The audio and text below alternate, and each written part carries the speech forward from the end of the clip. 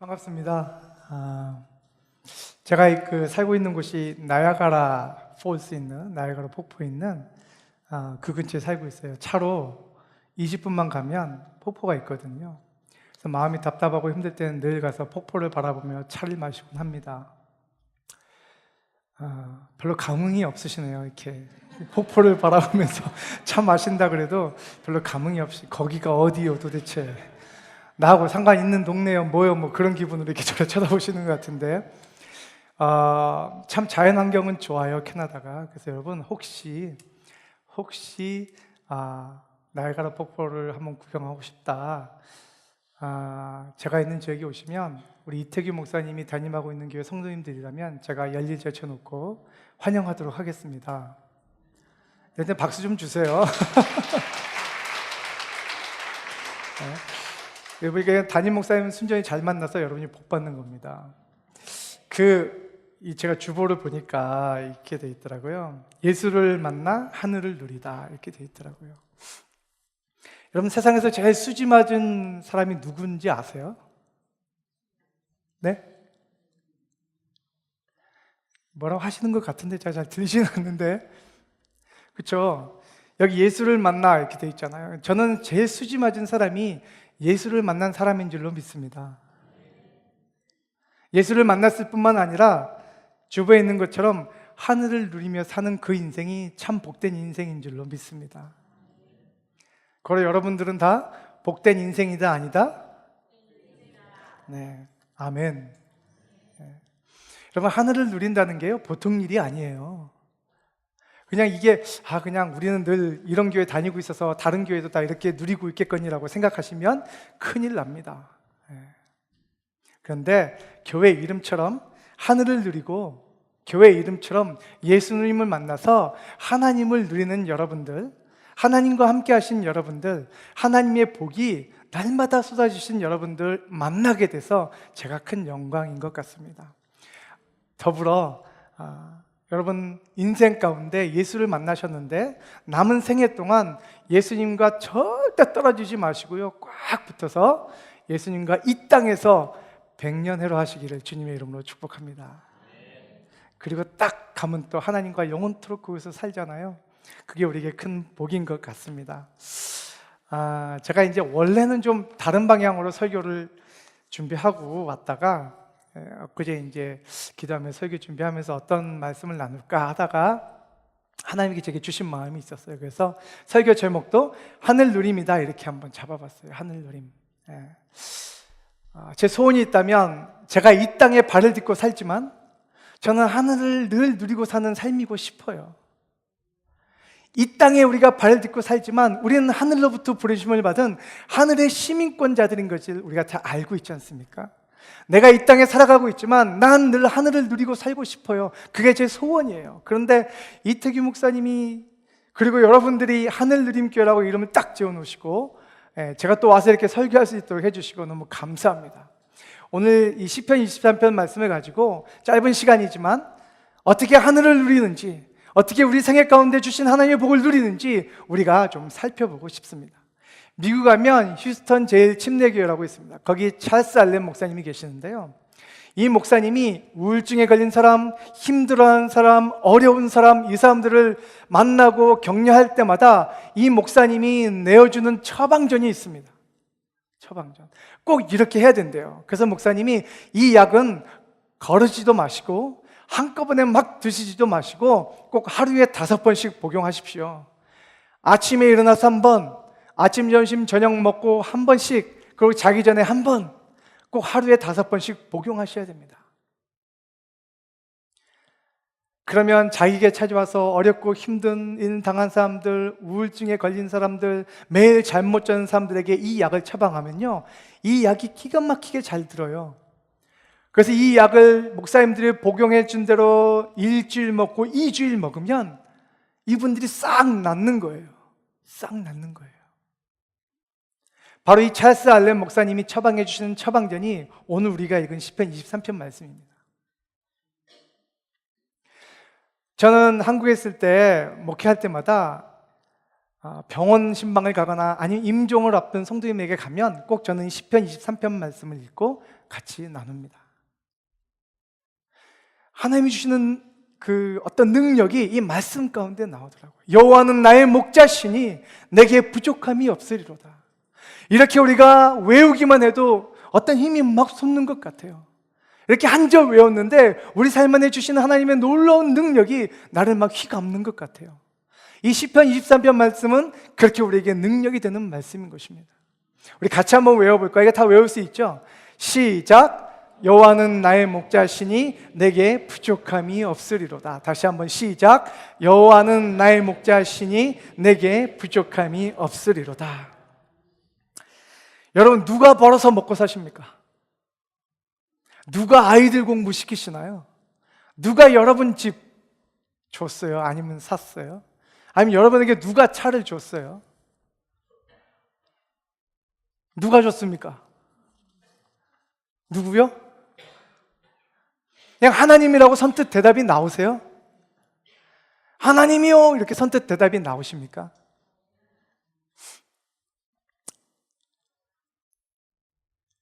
나오기 쉽지 않은 것 같아요. 왜냐하면 내가 다 벌어서 하니까. 아이들 공부시키는 것도 내가 벌어서 하지, 집 산 것도 내가 벌어서 샀지, 차 산 것도 내가 벌어서 샀지. 그게 맞는 말이잖아요. 그런데 우리 그리스도인의 입에서는 어떻게 얘기합니까? 하나님이 하셨습니다. 하나님이 하셨습니다. 이게 우리의 고백이잖아요. 다 내가 한 건 맞아요. 그런데 우리의 입술에서 나오는 고백은 뭐예요? 하나님이 하셨습니다. 이게 우리의 고백인 거예요. 이것이 세상 사람과 우리를 구분짓는 가장 큰 차이점입니다. 똑같이 그들하고 일하지만 우리 입술에서는 하나님이 하셨어요. 하나님이 모든 것 다 주셨어요. 라고 우리가 고백하는 거예요. 이것이 세상과 우리를 가르는 가장 큰 차이점인 것입니다. 이것이 그리스도인의 삶의 방식이에요. 내가 했지만 하나님이 하셨다고 고백하는 것이 그리스도인의 삶의 방식인 것입니다.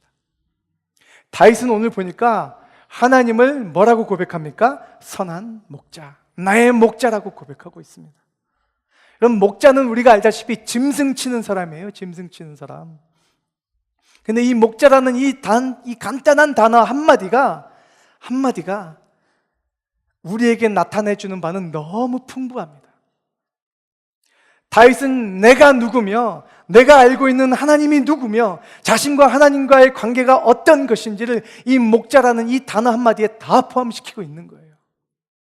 다 포함시키고 있습니다. 그래서 오늘 제가 여러분하고 나눌 것은 이 목자라는 단어 속에는 다윗이 하나님을 향한 태도가 들어가 있고요. 또 한 가지는 이 목자라는 단어 속에서는 하나님이 우리를 어떻게 인도하시고 이끌어 가신지가 이 목자라는 단어 속에 들어가 있습니다. 짧은 시간이지만 이 두 가지를 함께 나눠보고 싶습니다. 이 목자라는 짧은 단어 속에서 우리가 처음으로 확인하는 것은 우리가 양이라는 사실입니다. 하나님이 목자고 우리가 양이라는 사실입니다. 우리가 양에 대해서 가지고 있는 환상이 하나 있는데, 한국에서는 양 그러면 푸른 풀밭에 한가락에 뛰노면서 풀 이렇게 뜯어먹는 그 양을 생각하기 쉽잖아요. 근데 중동 지방에서 양은 굉장히 다릅니다. 중동 지방에서 제일 상스러운 욕 중에 하나가 에라이 양 같은 놈아 이거래요. 에라이 양 같은 놈아. 좀 이해가 안 가시죠? 근데 그들 생각 속에는 생각이 모자라고 어리석고 고집세고 남의 말에 귀 기울 줄 모르는 더러운 짐승이 양이에요. 중동 지방에서 생각하는 양에 대한 개념은 그렇습니다. 그래서 이 양 같은 놈아 그러면 굉장히 치욕적으로 그 사람들이 생각한다고 해요. 이 양 같은 놈아. 여러분, 성경도 양에 대해서요 긍정적으로 평가하지 않아요. 그거 아시나요? 이사야 53장 6절에 보면 우리는 다 양 같아서 그릇 행하여 각기 제 길로 갔거늘 여호와께서 우리 무리의 죄악을 그에게 담당시키셨도다, 이렇게 말씀합니다. 양을 표현하고 있는데 그릇 행하여 각기 제 길로 갔다, 이렇게 표현하고 있어요. 그러니까 양이 가지고 있는, 우리가 가지고 있는 그 양에 대한 개념을 완전 뒤집어 엎어야 하는 것입니다. 여러분, 양이 가지고 있는 것 중에요 장점이라고는 없어요. 여러분 아세요? 양이 무슨 장점이 있을까요? 양이 가지고 있는 장점이 없어요. 한번 생각해 보세요. 여러분, 양은요, 태어날 때부터 눈이 되게 나쁜 짐승이에요. 그래서 움직일 때 바로 자기 앞에 양 엉덩이만 보고 쫓아가요. 멀리 보질 못해요. 그래서 목자가 양 처음 인도하는 양을 잘못 벼랑 끝으로 인도하면요, 뒤따라가는 양은 다 벼랑 끝에 빠지게 되어 있어요. 눈이 지독히 나빠요. 그래서 생각해 보세요. 카멜론이라는 짐승은 자기를 보호합니다. 숲속에서 색깔을 막 바꾸고 가잖아요. 막 바꾸면서 보호를 해요. 근데 여러분, 양은요, 자기를 보호할 수 있는 게 하나도 없어요. 하얗잖아요. 적에게 나 잡아잡소 하고 그런 색이에요. 완전히 어디 있든지 눈에 띄어요. 마음만 먹으면 적이요 공격할 수 있는 대상이 양이에요. 양 이 보셨어요? 양 이빨 튼튼한가요? 튼튼하지 않아요. 공격해오면 뜯어 먹을 수 없는 이를 가지고 있어요. 발톱? 안 세요. 그리고요, 양이 가지고 있는 또 결정적인 약점이 하나가 있어요. 헷가닥 뒤집어지잖아요? 스스로 못 일어난대요. 일어날 수가 없대요. 그게 양이 가진 특징이에요. 그럼 생각해 보세요. 여러분, 제가 양에 대해서 설명드렸잖아요. 그럼 이 양에 대해서 우리가 한마디로 정리를 해봅시다. 양은 어떤 짐승이에요? 네? 여러분이 알고 있는 양하고, 여러분이 갖고 있는 개념의 양하고 같은 짐승인가요? 여러분, 이 모든 것을 조합하면, 양에 대해서 조합하면 딱 한마디로 정의 내릴 수 있어요. 양은 스스로 혼자 살아갈 수 없는 동물이다. 이게 양에 대한 정의예요. 양은 절대 자기 혼자 스스로 살아갈 수 없습니다. 그런데 성경은 우리를 양이라고 얘기해요. 자기 혼자 살아갈 수 없는 짐승인 양인 것처럼 우리가 양이라고 성경은 얘기합니다. 양은요, 누군가의 돌보심과 보호 아래서 살아가야 합니다. 그게 양이에요. 그게 양이에요. 근데 그 양이 우리예요. 다윗이 깨달은 거예요. 아, 우리는 하나님 앞에서 다 양 같은 존재구나. 양이구나. 하나님의 인도하심과 보호하심 없이는 단 한순간도 단 한 시간도 살 수 없는 존재가 나구나. 그걸 깨달은 거예요. 그래서 하나님을 목자라고 부르고 있는 것입니다. 하나님, 저는 당신의 보호하심과 인도하심이 없으면 저는 이제 죽은 목숨이에요.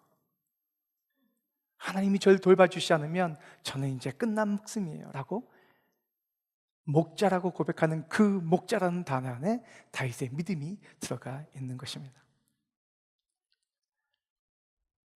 여러분, 정말 하나님이 여러분의 목자가 되십니까?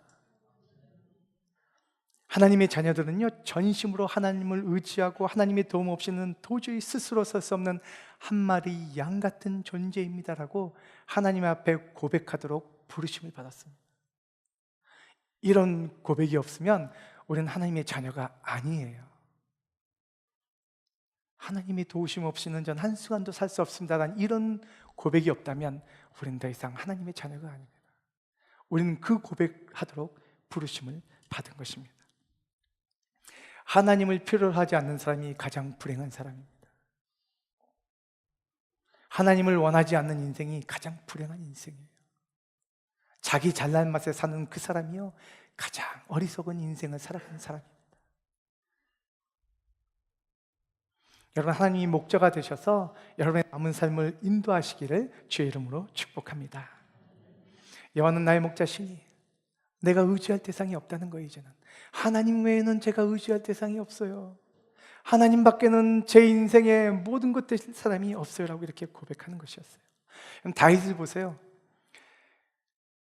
겉으로 보기에는 왕이었고 어마어마한 부유를 그 소유를 가진 사람이 다윗이었습니다. 그런데요, 다윗은요, 아버지조차도 다윗을 인정하지 않았어요. 사무엘이 이스라엘 왕 찾으려고 이새의 집에 왔을 때요, 이새가 다윗은 보여주지도 않았어요. 보여주려고 하지도 않았어요. 다윗은 어렸을 때부터 아버지 눈밖에 난 아들이었습니다.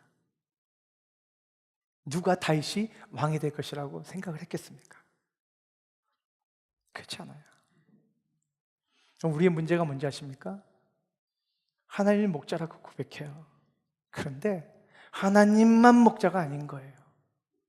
내가 가진 돈도 목자가 되고, 내가 살아온 경험도 나의 목자가 되고, 내 주위에 있는 사람도 나의 목자가 되는 게 문제인 것입니다. 여호와는 나의 목자신이라는 고백이 없으니까 뒤에 내게 부족함이 없으리라는 고백도 없는 것입니다. 하나님이 나의 목자라는 고백이 있어야 내게 부족함이 없다는 고백이 뒤에 따라 나오게 되어져 있는 거예요.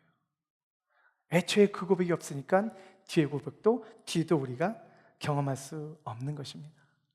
그럼 목자는, 이 목자라는 단어 안에는 하나님을 향한 우리의 믿음의 태도를 잘 보여주고 있습니다. 많은 사람들이, 심지어 그리스도인조차도 하나님을 유일하게 믿고 섬겨야 될 믿음의 대상으로 생각하지 않고 있습니다. 그래서 오늘 이 시대 교회는 다니지만 능력 없는 그리스도인의 삶을 살아가고 있는 것입니다. 우리 인생에 실수가 없으시고 변덕이 없으시고 꾸준하게 우리의 생을 인도하시는 그 목자 되시는 하나님을 쫓아가시는 그런 은혜가 있기를 주의 이름으로 축복합니다. 하나님의 보호하심과 인도하심은요, 우리 눈에 잘 보이지 않고 잘 들리지 않는 때가 참 많아요. 그렇죠? 그러나 그럴 때라도 하나님은 여전히 우리를 지켜 보호하고 계십니다. 이게 우리의 믿음의 고백으로 나와야 되는 것입니다. 세상에서 가장 안전한 길은 하나님이 인도하시는 길입니다. 세상에서 가장 성공한 길은 하나님이 인도하시는 길입니다. 세상에서 가장 행복한 삶은 하나님이 인도하시는 삶인 줄로 믿으시기 바랍니다. 우리 이 찬양 한번 같이 하도록 하겠습니다. 내가 주인 삼은 모든 건 내려놓고. 앞부분을 좀 마무리하면서 이 찬양 같이 하고 싶습니다. 믿음으로 고백합시다. 내가 주인 삼은 모든 건 내려놓고 내 주 대신 주 앞에 나가 내가 사랑했던 모든 건 내려놓고 주님만 사랑해. 한 번 더 고백합시다. 내가 주인 삼은 모든 건 내려놓고 내 주 대신 주 앞에 나가 내가 사랑했던 모든 건 내려놓고 주님만 사랑해. 주 사랑 거친 풍랑에도 깊은 바다처럼 나를 잠잠케 해. 주 사랑 내 영혼의 반석 그 사랑 위에 서리. 주 사랑 거친 풍랑에도 깊은 바다처럼 나를 잠잠. 우리의 믿음이 중요합니다. 주 사랑 내 영혼의 반석 그 사랑 위에 서리.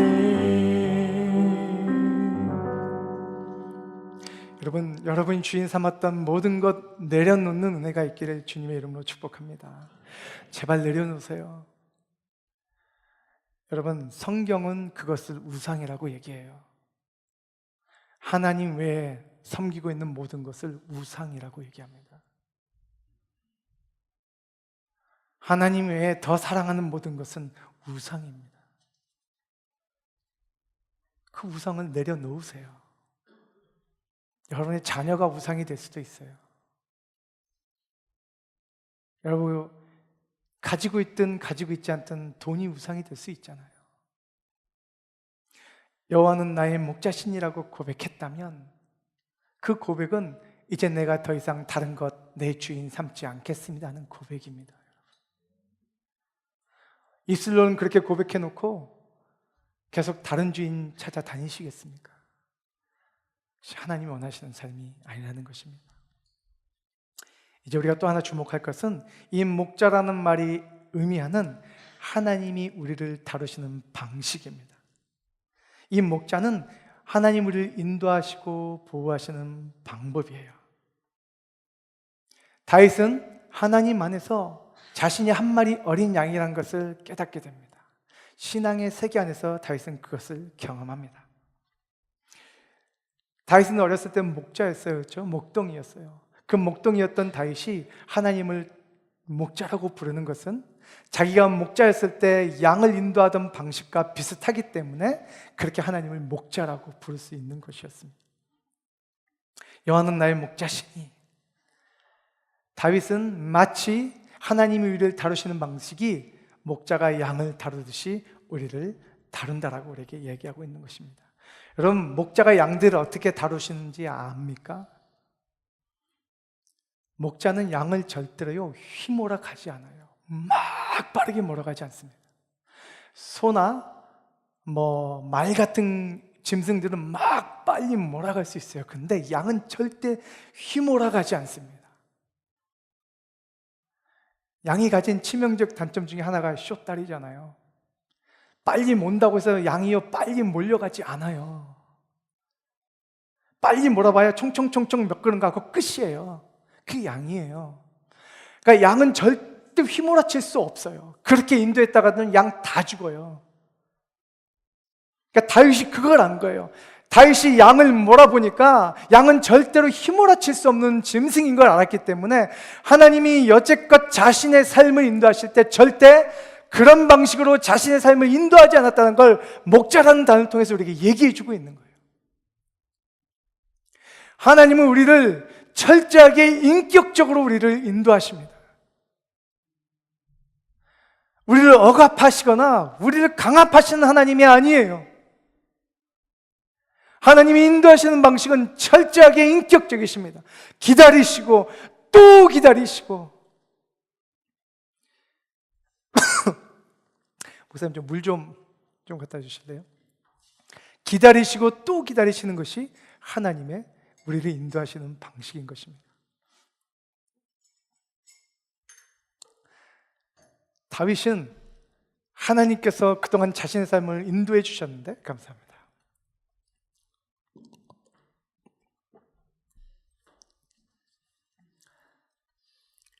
언제나 기다려 주셨다는 걸 얘기해요.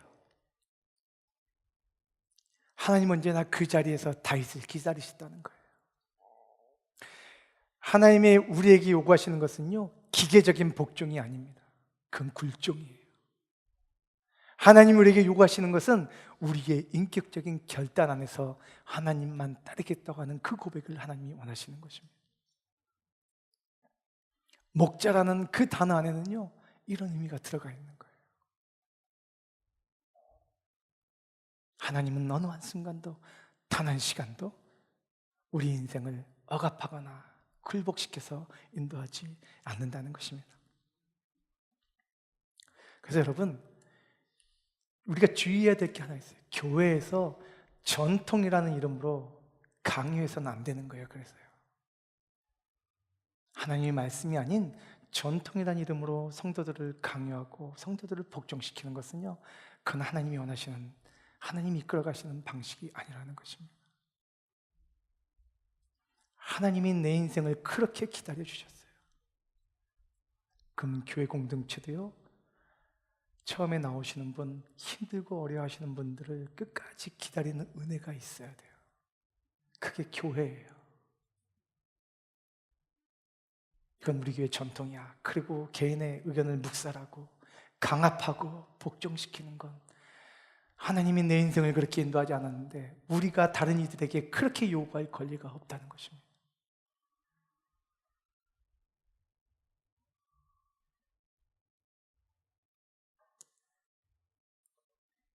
여러분, 우리가 살아온 인생을 뒤돌아보면 참 수많은 시련 가운데 우리가 이 땅을 살아옵니다.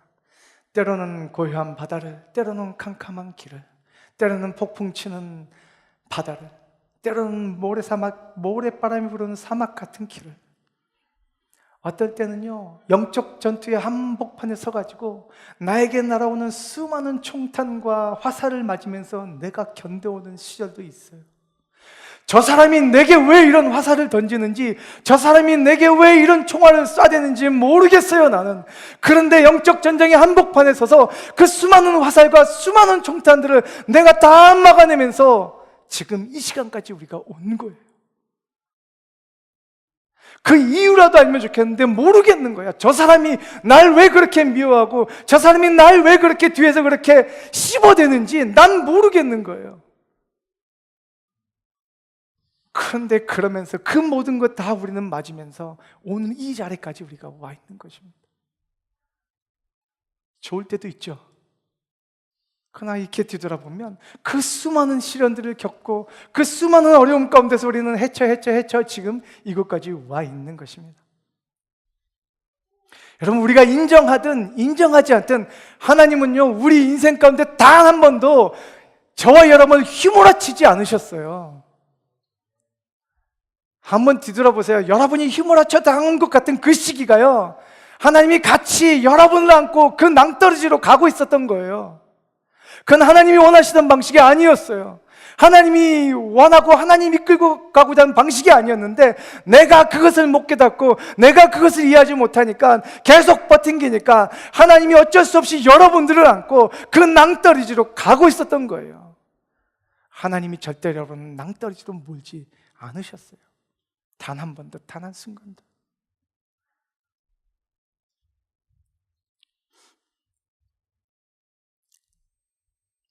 하나님은요, 하나님이 그 선하심을 맛보아 알기를 원하십니다.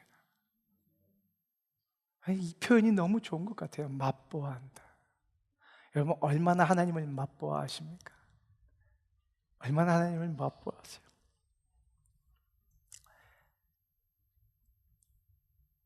여러분, 하나님은요, 우리 양들을 다 아십니다. 한 사람 한 사람을 다 아세요.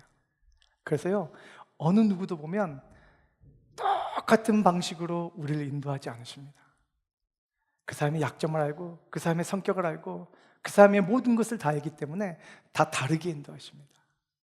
그렇죠? 한번 돌아온 삶을 보세요. 똑같이 인도함 받은 사람이 있나, 누가?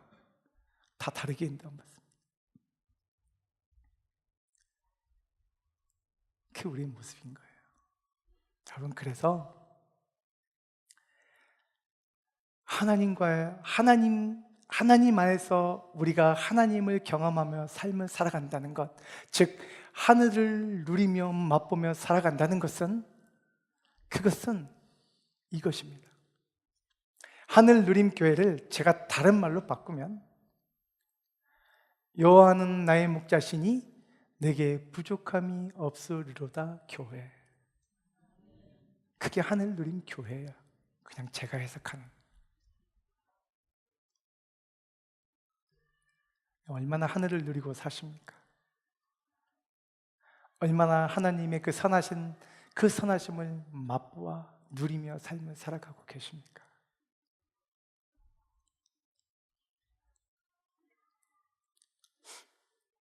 이 시편 23편 말씀에 보면 지금의 사람들이 거의 쓰지 않는 표현이 나와요. 거의 쓰지 않는 표현. 그게 뭔지 아십니까? 내게 부족함이 없으리로다. 내게 부족함이 없으리로다. 이런 표현 쓰신 거 들어본 적 있어요? 혹시 주변에 있는 사람들이? 우리는 결핍투성이의 인생을 살아가요. 보면 늘 결핍투성이. 입으로는 나의 목자시니 내게 부족함이 없으리로다 고백하지만 늘 결핍투성이에요. 그렇죠? 부족함이 없는데 웬 기도할 건 그렇게 많은지 모르겠어요. 하여튼 이것도 필요하고요, 저것도 필요하고요, 이게 필요하고 저게 필요하고, 하나님 도와주세요. 맨 우리 인생이 결핍투성이에요. 풍족한 적이 없는 것 같아요. 근데 다윗이 이 시편을 기록한 때가 언제일까요? 다윗이 어렸을 때였을까요? 아니면 아주 나이 많이 들었을 때였을까요? 많은 성경학자들도 그렇고 저도 그렇지만 다윗의 말년에 기록된 시예요, 이게. 뭐 뒤에 보시면 그런 표현들이 나오잖아요. 뭐 사망의 음침한 골짜기, 그렇죠? 그 뭐 여호와의 집의 영혼이 자기 이름을 위하여 원수의 목전에서, 이거는요 인생을 웬만치 경험해 보지 않고는요 나올 수 없는 표현들이에요. 이것은요. 그래서 어떤 분은요 이 시편 23편이 다윗의 말년에 자기 아들 압살롬에게 쫓긴 이후에 기록한 시다, 이렇게 얘기하시는 분도 있더라고요. 어쨌든 여러분, 다윗은 지금 결핍투성이 인생 가운데서 부족함이 없다라고 고백하고 있습니다. 부족함이 없는 거예요. 여러분, 다윗의 인생 한번 보세요. 아까도 얘기했지만 다윗은 어렸을 때부터요 부모로부터 사랑을 받지 못했어요. 형제들로부터 사랑받지 못했어요. 그렇죠? 사랑하는 아내 미갈이요 존중해주지 않고 그를 저주해 버렸어요. 그리고 그 욕구가 채워지지 않으니까 남의 아내를 빼앗고 불륜 가운데 들어가 버리고요. 나중에 말리는 또 어떻게 됩니까? 아들이요 자기 죽이겠다고 칼 들고 쫓아와요. 그냥 겉으로 보기에는 왕이었지만 다윗은요 평생 결핍투성의 인생이었어요. 근데 다윗이 지금 뭐라고 고백합니까? 여호와는 나의 목자시니 내게 부족함이 없으리로다.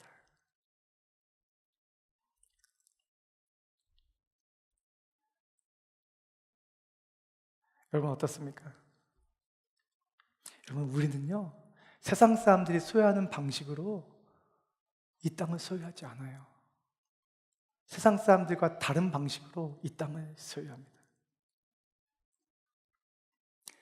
세상은 빼앗아야 소유하지만 우리는 버리면 이 땅을 소유하는 거예요.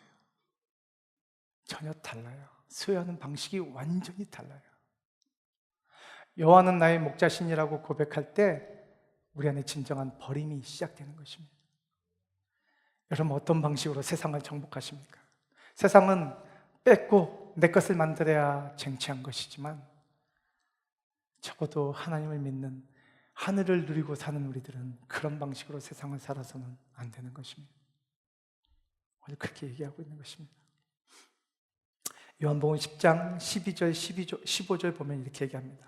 삭구는 목자가 아니요 양도 제 양이 아니라 이리가 오는 것을 보면 양을 버리고 달아나느니 이리가 양을 물어가고 또 해치느니라. 달아나는 것은 그가 삭군인 까닭에 양을 돌보지 아니함이나 나는 선한 목자라.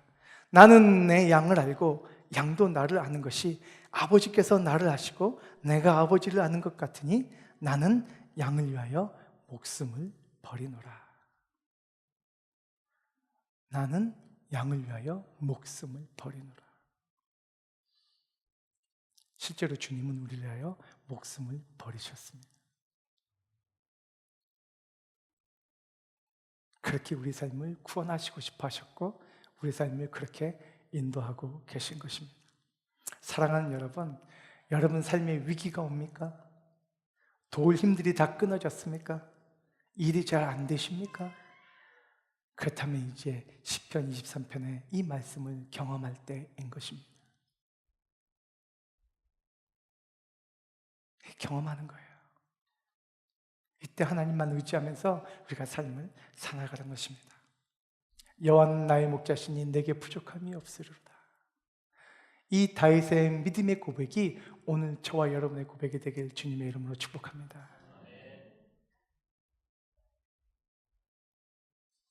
제 인생을 돌아봐도 하나님은 어느 한순간도 저를 놓치신 적이 없으셔요. 어느 한순간도 하나님은 저를 배신하지 않으셨습니다. 내가 배신하고 내가 투정 부리고 내가 하나님을 향해서 삿대질은 했어도 하나님은 나를 한 번도 배신한 적이 없으셨습니다.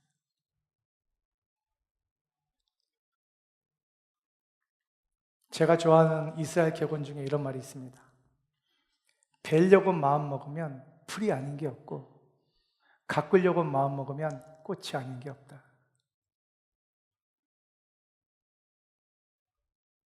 한번 보세요, 여러분. 아름다운 꽃도요, 내가 뵈려고 마음 먹으면 더 이상 꽃이 아니에요. 베이면 풀인 거예요. 쓰레기인 거예요.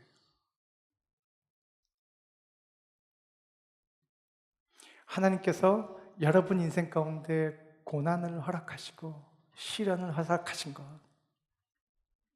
여러분 그 고난을 하나님의 사랑으로 바꿔보는 은혜가 있길 주의 이름으로 축복합니다. 고난이라 쓰고 하나님의 사랑이라 읽으십시오. 그렇게 읽으십시오. 여러분 삶 가운데 여러분의 인생의 골짜기마다 하나님이 씨를 뿌리셨어요. 씨앗을 뿌리셨어요. 그러면 그 씨앗들을, 여러분의 인생에 뿌려진 그 고난의 삶 가운데 뿌려진 그 씨앗들을 반드시 꽃을 틔우고 열매를 맺는 은혜가 있어야 되는 것입니다. 그건 내가 하나님 앞에 메어 달리고 하나님이 나의 포도나무가 되어주고 내가 그 가지가 되어서 그에게 붙어 있을 때 그 씨앗들이 열매를 맺는 것입니다. 오늘 다윗이 고난과 결핍투성이 인생 가운데서 하나님을 목자라고 고백했듯이 오늘 여러분의 인생 가운데서도 목자라 고백하시고 그 목자라 고백한 것을 통해서 내게 부족함이 없다는 고백을 같이 하셔서 매 순간 하늘을 누리시기 바랍니다. 여러분, 진정한 복은 하나님과의 관계에서 오는 거예요. 그분과의 관계가 끊어지면 다 끝난 거예요. 그러나 그분과의 관계가 계속되어진다면 우리는 결코 이 땅에서 망할 수 없는 인생입니다. 망하지 않아요. 마귀가 저주를 트럭으로 싣고 와도 망하지 않아요. 그게 우리가 하나님과의 관계성 속에서 일어나는 일인 것입니다. 오늘 여러분, 하늘 누림, 여호와를 나의 목자로 고백하시고 하늘을 누리시기 바랍니다. 하늘을 누리시기 바랍니다. 그래서 교회 이름이 너무 좋습니다. 하늘누림 교회. 온 성도들이 매 순간마다 하나님을 누리시고 하나님을 맛보아 알아서 하나님이 보실 때 사랑하는 공동체, 하나님이 보실 때 야, 난 니들만 보면 힘이 나. 막 쟤들 보면 힘들어 죽겠는데 니들만 보면 힘이 나.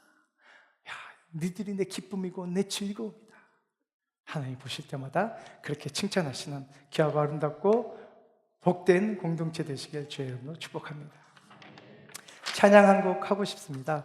얘기 들어보니까 이 찬양은 잘 안 하셨다고 이렇게 얘기 들은 것 같아요. 제가 하셨으면 좋고요. 배워보시는 게 쉽습니다. 굉장히 쉽습니다. 네, 너무 강력하고 파워풀한 그런 찬양이어서 같이 한번 하고 싶습니다. 하나님 사랑 변치 않는다. 하나님 사랑 변치 않는다. 하나님 사랑 변치 않는다. 세상 다 변하고 날 버린다 해도 하나님 사랑 변치 않는다. 한 번 더 고백할까요? 하나님 사랑 변치 않는다. 하나님 사랑 변치 않는다. 믿으시기 바랍니다. 하나님 사랑 변치 않는다. 하나님 사랑 변치 않는다. 세상 다 변하고 세상 다 변하고 날 버린다 해도 하나님 사랑 변치 않는다. 하나님 내 길 인도하신다. 하나님 내 길 인도하신다. 하나님 내 길 인도하신다. 하나님 내 길 인도하신다. 나의 가는 길 다 주님께 있으니 하나님 내 길 인도하신다. 하나님 내 길 인도하신다. 하나님 내 길 인도하신다. 하나님 내 길 인도하신다. 하나님 내 길 인도하신다. 나의 가는 길, 나의 가는 길 다 주님께 있으니 하나님 내 길 인도하신다. 반드시 기도 응답하신다. 반드시 기도 응답하신다. 반드시 기도 응답하신다. 반드시 기도 응답하신다. 때론 나의 뜻과 다른 길이라도 반드시 기도 응답하신다. 다시 한번 고백합시다. 반드시 기도 응답하신다. 믿으십니까? 반드시 기도 응답하신다. 때론 나의 뜻과 다른 길이라도 반드시 기도 응답하신다. 하늘의 것을 구하면 산다. 하늘의 것을 구하면 산다. 하늘의 것을 구하면 산다. 하늘의 것을 구하면 산다. 세상 헛된 것에 소망 두지 말고 하늘의 것을 구하면 산다. 다시 한번 고백합시다. 하늘의 것을 구하면 산다. 세상 것 버리시기 바랍니다. 하늘의 것을 구하면 산다. 세상 헛된 것에 소망 두지 말고 하늘의 것을 구하면 산다. 할렐루야. 하늘의 것을 구하면 산다. 하늘의 것을 구하면 산다. 하늘의 것을 구하면 산다. 하늘의 것을 구하면 산다. 세상 헛된 것에 소망 두지 말고 하늘의 것을 우리 믿음으로 한 번만 더 고백합시다. 하늘의 것을 구하면 산다. 하늘을 누리시기 바랍니다. 하늘의 것을 구하면 산다. 세상 헛된 것에 소망 두지 말고 하늘의 것을